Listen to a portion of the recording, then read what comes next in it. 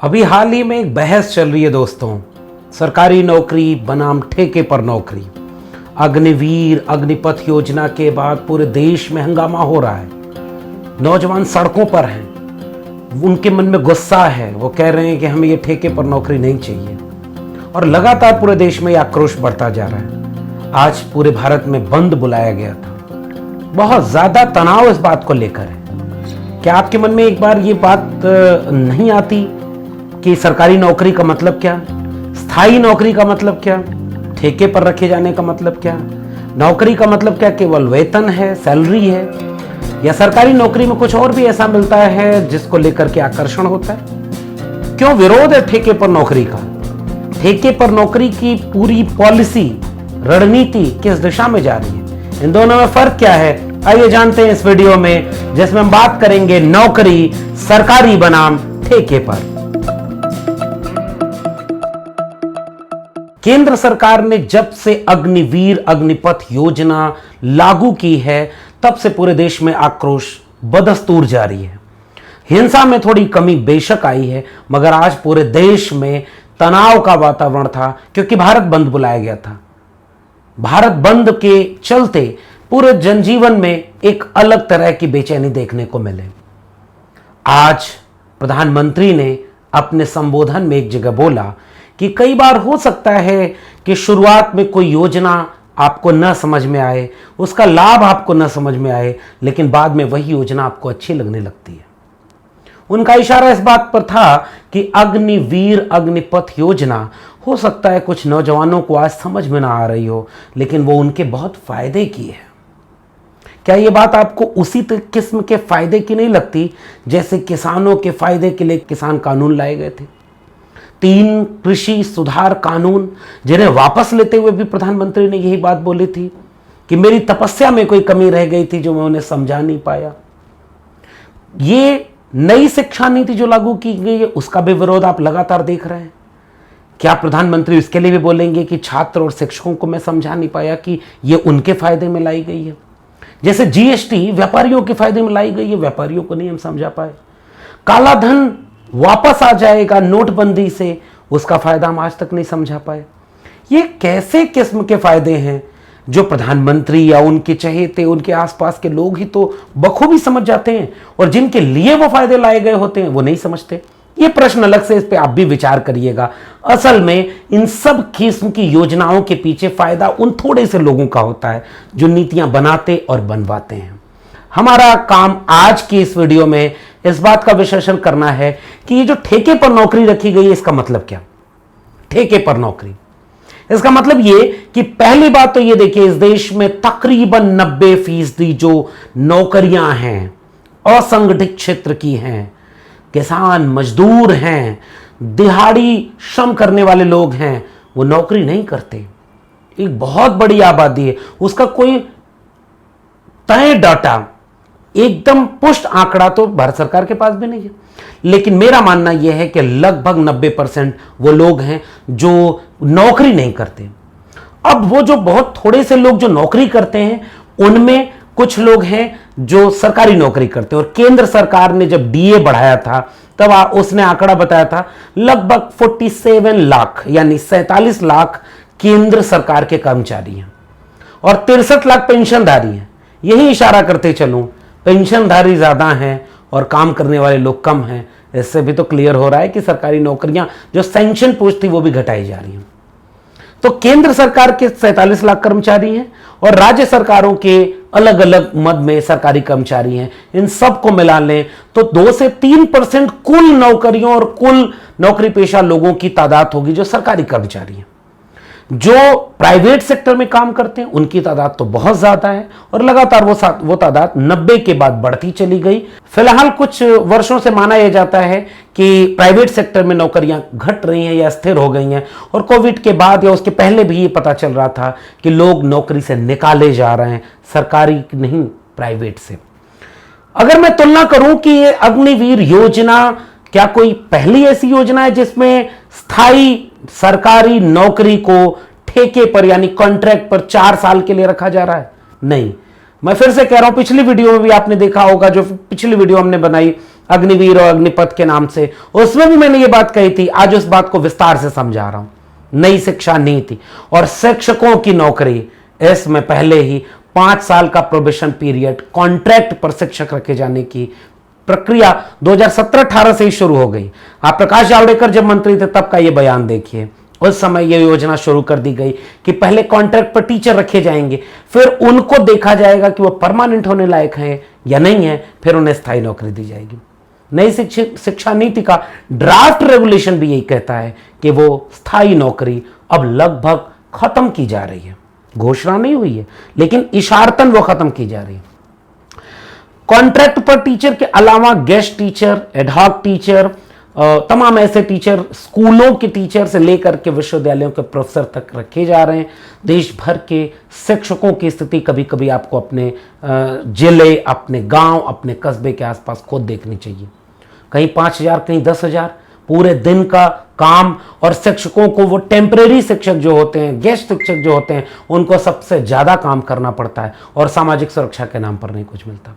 ऐसे ही बैंक में, ऐसे ही रेलवे में, ऐसे ही तमाम सरकारी सेक्टर में ठेके पर नियुक्तियां शुरू हो चुकी हैं। जैसे ग्रेड 3 एंड ग्रेड 4 जहां चपरासी और गार्ड की भर्ती होगी, वहां यह ठेके पर पूरी तरह से यह व्यवस्था लागू कर दी गई है।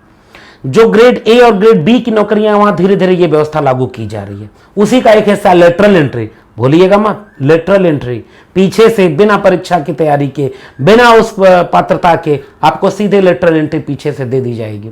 वैसे ही एक नौकरी है जिसमें यह कहा जा रहा है कि कॉन्ट्रैक्ट पर टीचर, जैसे 4 साल के लिए अग्निवीर रखे जा रहे हैं, वैसे ही टीचर रखे जाएंगे, वैसे ही बैंक कर्मचारी, वैसे ही रेलवे कर्मचारी और तमाम कर्मचारियों की नियुक्ति फिर से ठेके पर की जा रही है। अब एक दूसरे पहलू पर इस पूरे बातचीत के ध्यान देते हैं। सरकारी नौकरी और प्राइवेट नौकरी, इन पर क्या अंतर होता है? प्राइवेट नौकरी में कोई सामाजिक सुरक्षा नहीं होती है, सरकारी नौकरी सामाजिक सुरक्षा का नाम होती है। सामाजिक सुरक्षा जब मैं कह रहा हूं तो आप क्या समझ पा रहे हैं? सामाजिक सुरक्षा में वो सारी किस्म की सुरक्षाएं शामिल हैं जो एक मध्यवर्गीय, सामान्य, निम्न वर्गीय व्यक्ति के लिए जरूरी होती हैं। उसका अपना भविष्य, उसके परिवार का भविष्य, उसके बाल बच्चों की परवरिश, उसके माँ बाप की देखभाल, उसके अपने जीवन का विकास, उसकी सामाजिक हैसियत, उसकी मनोवैज्ञानिक स्थिति, उसका सामाजिक, सांस्कृतिक और आर्थिक सभी किस्म का हिस्सा सामाजिक सुरक्षा के तहत आता है। इसीलिए सरकारी नौकरी का प्रावधान किया गया था। सरकारें सुरक्षा देती हैं अपने नागरिकों को, केवल वेतन देने का नाम सरकारी नौकरी नहीं है। जैसे आप इस पूरी लिस्ट को देखिए, इस पूरी लिस्ट में आप पाएंगे कि कितने किस्म के वेतन और भत्ते मिलते हैं। महंगाई भत्ता, मूल वेतन के अलावा आवास किराया भत्ता, यात्रा भत्ता, मनोरंजन भत्ता, अतिरिक्त समय भत्ता, चिकित्सा भत्ता, और उसके अलावा कुछ और नौकरियां होती हैं जिनमें मकान का किराया, यात्रा भत्ता के साथ छुट्टी की यात्रा का भत्ता, और उसके साथ साथ फोन और तमाम तरह की सुविधाएं मिलती हैं। यानी एक सरकारी कर्मचारी, केंद्र में हो सकता है इन सुविधाओं का रूप अलग हो, थोड़ा राज्य में अलग हो, लेकिन बहुत विस्तृत रूप से एक राज्य, एक राष्ट्र अपने कर्मचारियों से सेवा लेने के एवज में उन्हें ढेर सारी ऐसी सुविधाएं मुहैया कराता है ताकि वो बिना किसी तनाव, बिना किसी दबाव और निष्पक्ष होकर के, मन लगा करके, पूरी शिद्दत से अपना ज्यादा से ज्यादा देय देकर इस राष्ट्र को बेहतर बनाने की कोशिश करें। इसलिए सरकारी कर्मचारियों को बहुत किस्म की सुविधाएं दी जाती हैं। अब राज्य चाहता है कि ये सारी सुविधाएं देने में जो पैसा खर्च हो रहा है वो ना हो। पेंशन बंद कर दी 2004 के अटल बिहारी की सरकार ने, और इस सरकार ने सरकारी नौकरियों को ठेके पर रखना शुरू कर दिया। तो ठेके पर रखने से आप जितने किस्म के भत्ते, ग्रेच्युटी, जो पे रिवीजन है, ये सारी चीजों के भरोसे और जिम्मेदारी से, जवाबदेही से बच जाएंगे। अब राज्य की जिम्मेदारी नहीं रही। राज्य क्या तर्क देता है कि हमारे पास पैसे नहीं है कि हम इतने तरह के वेतन, भत्ते, सुविधाएं और तमाम किस्म की छूट अपने राज्य के नागरिकों, कर्मचारियों को दें। इसलिए वो ठेके पर रखे जा रहे हैं। ठेकेदार इन लोगों को रखेगा। बड़ी कंपनी होगी तो बड़ा कंपनी का ठेकेदार रखेगा, छोटी नियुक्ति होगी, चपरासी की नियुक्ति होगी तो छोटे छोटे ठेकेदार रखेंगे। और अग्निवीर के लिए कहा जा रहा है ना कि गार्ड भी बन जाइए। कभी पता करिएगा, गार्ड के सैलरी पर अलिखित रूप से देखिएगा, अगर 18,000 सैलरी है तो लिखित सिग्नेचर कराई जाती है कि पूरा सैलरी मिल रही है और हाथ में कैश मिलता है, क्योंकि सैलरी उनके अकाउंट में जाती है जो ठेकेदार होते हैं। उन्हें कोई सुविधा नहीं, कोई अतिरिक्त काम का अतिरिक्त पैसा नहीं, समान काम के समान वेतन की कोई शर्त उन पर लागू नहीं है, क्योंकि वो ठेके पर रखे गए हैं। और ठेकेदार पर कोई शर्त नहीं लागू होती है, क्योंकि आपने अपना वोट देकर ठेकेदार को थोड़ी ठेकेदार बनाया, आपने अपना वोट देकर अंबानी अडानी को उद्योगपति थोड़ी ही बनाया। उन्होंने अपना पैसा देकर सरकारें बनवाई, सरकारों से अपने लिए नीतियां बनवाई और उसके बाद पैसा कमा करके इस देश के राजा बने। इसलिए आपका जो अधिकार क्षेत्र है वो आपके चुने हुए प्रतिनिधि तक है। आप सरकार से तो सवाल पूछ सकते हैं, आप अंबानी अडानी से कोई सवाल नहीं कर सकते। इसलिए जब सरकारी नौकरियां बंद की जाएंगी तो आपकी कोई जवाबदेही नहीं रहेगी और आप कारपोरेट ठेके पर रखे गए एक श्रमिक होंगे, एक दिहाड़ी मजदूर होंगे। और उन पर कब आपको रखा जा रहा है? आपने आवाज उठाई, आपको नौकरी से निकाल दिया। कोई ट्रेड यूनियन बनाई, आपको नौकरी से निकाल दिया। आपने कोई मांग की, आपको नौकरी से निकाल दिया। कोई जवाब नहीं, जबकि सरकारी क्षेत्र के लोग अपनी चुनी हुई सरकारों से लड़ते हैं। हमें यह सुविधा नहीं मिल रही, हमें अमुक सुविधा नहीं मिल रही, हमें अमुक वेतन नहीं मिल रहा। जैसे हम डीयू के प्रोफेसर लगातार लड़ते हैं कि 5,000 एडहॉक प्रोफेसर हैं, आप हमेशा कहते हो परमानेंट कर देंगे, कब करोगे? हम लगातार लड़ते हैं और सिस्टम में रहते हैं। कल को हम अगर एडहॉक बने रहे, और इसीलिए धीरे धीरे एडहॉक चुप हो जा रहे हैं, क्योंकि आप अगर ठेके पर रखे गए हैं तो उस ऊपर बैठे हुए अपने आका से हमेशा डरेंगे। और वही व्यक्ति ठेके पर रखे जाएगा जो उसके अनुकूल हो, जो उनसे ज्यादा सवाल करेगा उसको नौकरी नहीं मिलेगी और उनको हमेशा डराया धमकाया जाएगा। यह दो किस्म की प्रवृत्तियों का अंतर है। यहां पेंशन मिल रही है, वहां पेंशन नहीं मिलेगी। यहां आपको सामाजिक सुरक्षा, सामाजिक हैसियत मिल रही है, वहां कोई सामाजिक सुरक्षा, सामाजिक हैसियत नहीं मिल रही। यहां आपको नौकरी से निकालना इतना आसान नहीं है, नौकरी से रखना जितना कठिन है उससे ज्यादा कठिन है नौकरी से निकालना सरकारी क्षेत्र में। जबकि प्राइवेट क्षेत्र में जब चाह रखा, जब चाह निकाल दिया। अभी आप देख रहे होंगे कितने सारे लोगों की छटनी की जा रही है। ये सारे काम इसलिए सरकारी नौकरी केवल वेतन का जरिया नहीं, सरकारी नौकरी अपने समाज को बेहतर बनाने के लिए, बेहतर प्रोडक्टिव वाले लोगों के लिए एक मौका होती है, जो अपना तन मन धन सब लुटा करके बेहतर करने की कोशिश करते हैं। जबकि दिहाड़ी मजदूर अपनी दिहाड़ी पूरी करने की कोशिश करता है, क्योंकि उसे पता होता है कि इस काम से केवल इतना करने पे इतना मिलेगा, नहीं करने पर नहीं मिलेगा। इसीलिए अग्निवीर योजना का विरोध सेना के लोग इसलिए कर रहे हैं, क्योंकि सेना तो जान देने तक की, शहादत तक की अपेक्षा रखती है। कोई अपनी नौकरी में 3.5 साल मान लीजिए पूरा हुआ है, चौथा साल पूरा होने में कुछ महीने बचा है, अचानक बहुत कोई कठिन निर्णय लेने का मौका आया, वो व्यक्ति तो ये सोचेगा कि मेरी नौकरी तो खत्म होने वाली है, मैं क्यों इतना कठिन फैसला लूं। जब वो पूरे तन मन धन से इस नौकरी से, इस अपने जज्बे से प्रेम करता है, उसे पता होता है कि मुझे यहां रहना है, मुझे कोई निकालने वाला नहीं है, मेरा रिटायरमेंट अभी बाद में, तो उससे लगाव और जुड़ाव बनता है, तनाव में नहीं, मन से काम करता है। इसलिए सरकारी नौकरी और ठेके पर नौकरी की बात। आखिरी एक बात, आरक्षण कहां लागू होगा? जहां सरकारी नौकरी होगी। जहां सरकारी नौकरी नहीं होगी, ठेके पर रखे जाएंगे, वहां कोई आरक्षण नहीं है।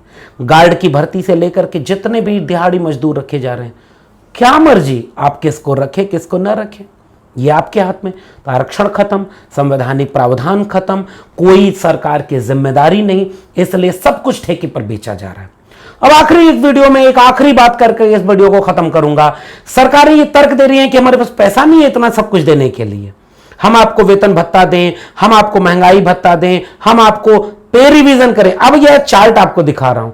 7वां वेतन आयोग जब लागू किया गया तो अखबारों में खबर छपी कि अब क्रांति आ जाएगी, क्योंकि वेतन हर 10 साल के बाद वेतन आयोग बना करके यह देखा जाता है कि अगर महंगाई ज्यादा हो रही है तो उसको कम करने के लिए कैसे, उसके प्रभाव को कम करने के लिए हम वेतन बढ़ाते हैं। लेकिन प्राइवेट सेक्टर में तो वेतन बढ़ा नहीं बढ़ा, उसका कोई दबाव आपके ऊपर नहीं है।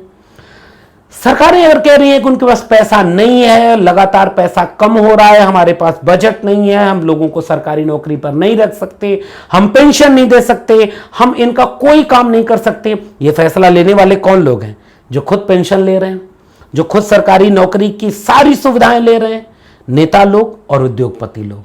उद्योगपति के पास इतना पैसा है कि वो सुविधाएं खरीद लेता है, नेता के पास वो अधिकार है जिससे वो सुविधाएं बेच रहा है और सारी सुविधाएं उसको मिल रही हैं। आखिरी बात, अगर पैसा नहीं है तो 2 करोड़ प्रतिवर्ष के लिहाज से रोजगार देने का वादा क्यों किया गया था? रोजगार में अगर प्राइवेट सेक्टर के रोजगार आ रहे हैं तो उन पर सरकारी जवाबदेही क्यों नहीं आप सुनिश्चित कर रहे? और आखिरी बात, पैसा खत्म हो रहा है, देश लुट रहा है, बर्बाद हो रहा है, तो यह अंबानी और अडानी का पैसा इतना कैसे बढ़ रहा है भाई? ये 256 गुना पैसा बढ़ गया। 12 करोड़ लोगों की नौकरी इस देश में कोविड के चलते जा रही थी और यहां करोड़ों करोड़ रुपया उनका मुनाफा बढ़ता जा रहा था। यह कैसे संभव है? आम गरीब कमजोर मजलूम के हाथ में पैसा नहीं आ रहा, उद्योगपति के हाथ में पैसा आ रहा है। यानी पैसा है, इस देश को चलाने की नीतियां ऐसी बनाई जा रही हैं क्योंकि यही उद्योगपति वो जो बॉन्ड से पैसा देता है ना पार्टी के फंड में, जिसे आप आरटीआई लगा करके भी नहीं पूछ सकते कि किस पार्टी को कितना चंदा कहां से मिला, वो चंदा दे करके चुनाव लड़वाता है, वो सरकारें बनवाता है और वही उद्योगपति फिर अपने पक्ष में फैसले लेवाता है। सब कुछ ठेके पर रखो ताकि मुनाफा हम कमाएं और हम एशिया के सबसे बड़े उद्योगपति बनते जाएं और देश के गरीब कमजोर मजलूम लोग लुटते जाएं।